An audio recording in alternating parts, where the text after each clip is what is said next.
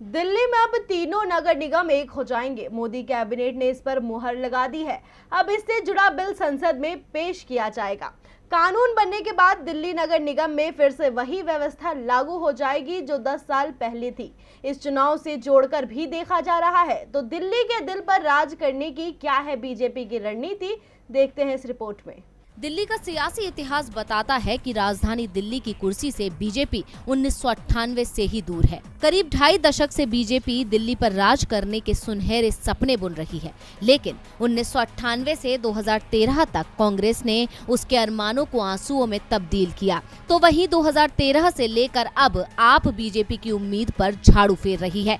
हालांकि बीजेपी भले ही सत्ता तक ना पहुँच पाई हो, मगर 1.5 दशक से वो नगर निगम पर राज कर रही है। लेकिन इस बार उसकी राह थोड़ी मुश्किल लग रही है, इसीलिए वो कानून बदलकर किंग बनने की कोशिश कर रही है। मोदी सरकार ने तीनों नगर निगमों के विलय का फैसला किया है। चुनाव से पहले मोदी सरकार शीला दीक्षित के फैसले को बदल तीनों नगर निगमों को एक करने के लिए कानून ला रही है। दरअसल जनवरी 2022 में कांग्रेस की शीला दीक्षित सरकार ने दिल्ली नगर निगम को 3 हिस्सों में बांट दिया था। इसके बाद नॉर्थ दिल्ली, साउथ दिल्ली और ईस्ट दिल्ली नगर निगम बन गई थी। बताया जा रहा है कि संसद की मोहर लगने के बाद तीनों नगर निगमों को भंग कर दिया जाएगा और फिर चुनाव कराए जाएंगे।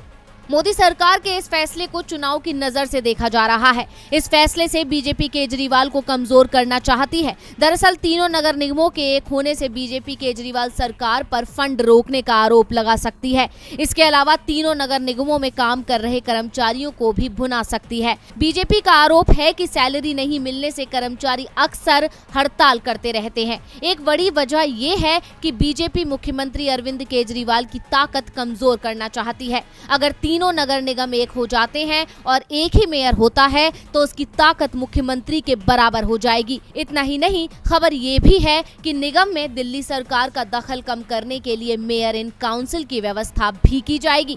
यानी साफ है कि बीजेपी केजरीवाल सरकार को दबाव में रख पर्दे के पीछे से दिल्ली पर राज करना चाहती है, जिसका आप विरोध कर रही है। अरविंद केजरीवाल ने एमसीडी के एकीकरण के नाम पर चुनाव टालने को लेकर बीजेपी पर निशाना साधा है।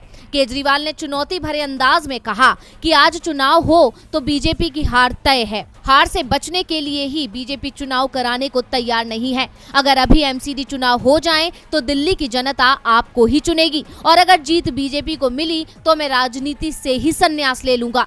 केजरीवाल ने कहा कि तीनों एमसीडी एक करने के नाम पर चुनाव टालना एक साजिश है। आज बीजेपी हार के डर से एमसीडी का चुनाव टाल रही है। 6 महीने बाद वो गुजरात विधानसभा चुनाव भी हार के डर से टाल सकते हैं और केंद्र सरकार दावा कर सकती है कि गुजरात और महाराष्ट्र को फिर एक किया जा रहा है, इसलिए चुनाव नहीं कराए जा रहे हैं। सच ये है कि बीजेपी को दिल्ली और गुजरात सभी जगह हार मिलने का डर है।